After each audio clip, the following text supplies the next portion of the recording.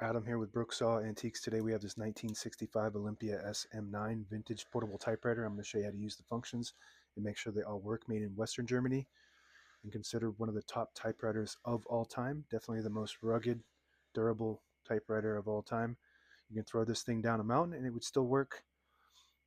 And along with the other SM series, also known as the Mercedes-Benz of typewriters. Up top is the adjustable paper guide. This helps you guide the page in straight. I'm going to line that up with the edge of the platen, which is the main roller that feeds the paper, and this is the left margin. I'm going to set that on 0, and the right one around 75. This is the paper support arm that flips up from the back like a switchblade and extends. And this is the paper bale that sits on top. It's got 2 adjustable rollers and a scale.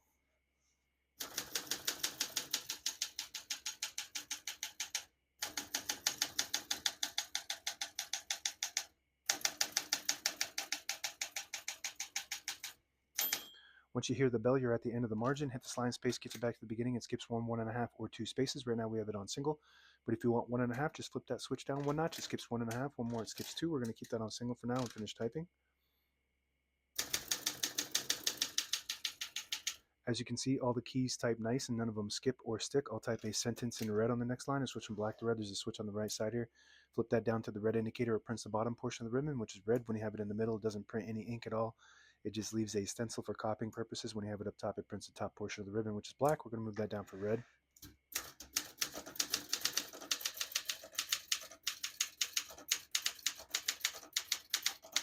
Beautiful.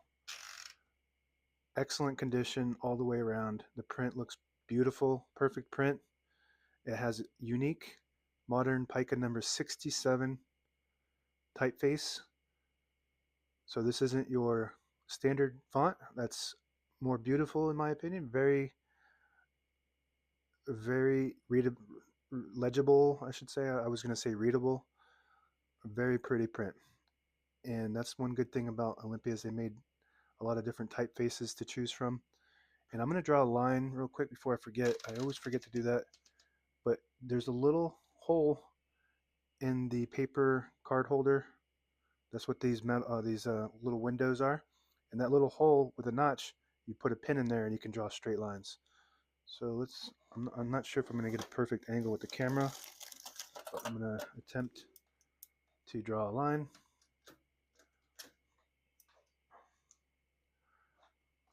So instead of doing the underscore like a lot of people do, the line is not perfect, it's segmented. You just put the pin in there like this and then move the carriage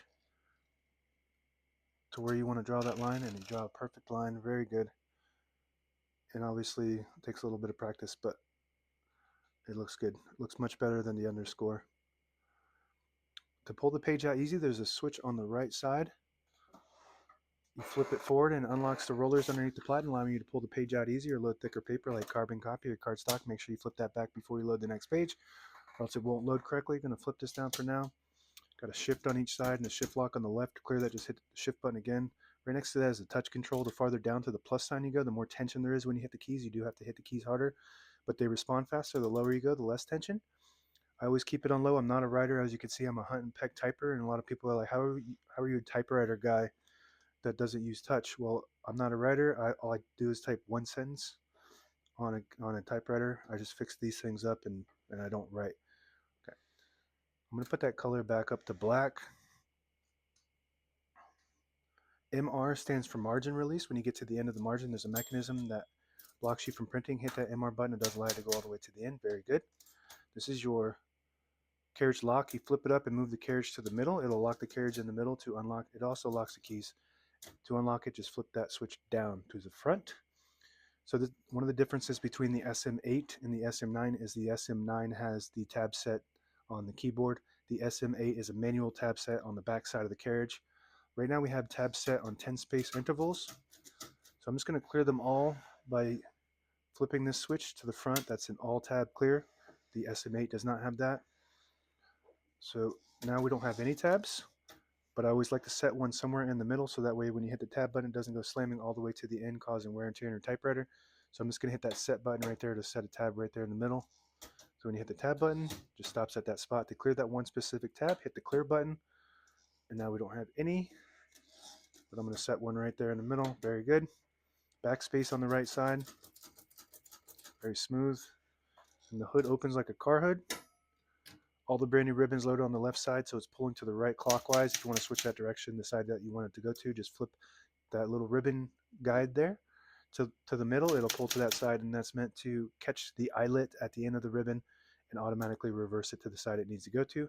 And that will happen over and over indefinitely until the end of time, or until the ribbon goes dry, whichever comes first. Right side of the carriage is the carriage release, super smooth. This specific SM9 only has one carriage release on the right side. Some of them have one on each side. I'm not sure when and why they didn't put them on both sides on all of them. I know that the SM8 typically only has one. This is your paper support arm that flips up from the back like a switchblade. Very cool. And if you pull out the knob on the left side, it disables the spacing so you can get to an exact spot on the page. You let it go, you get those clicks. Each one of those clicks is a half a space. Same concept with the line space selector all the way back, disables the spacing. And you push it forward, you get the clicks. You want to be careful when using that, because once you lose your line, it's very hard to get back. It's impossible pretty much to get back to your line that you wanted to get to. So you only want to use that usually to get it to a specific spot, like on a document and whatnot. And that's it. Now available on eBay or Etsy. Search Brooksaw Antiques.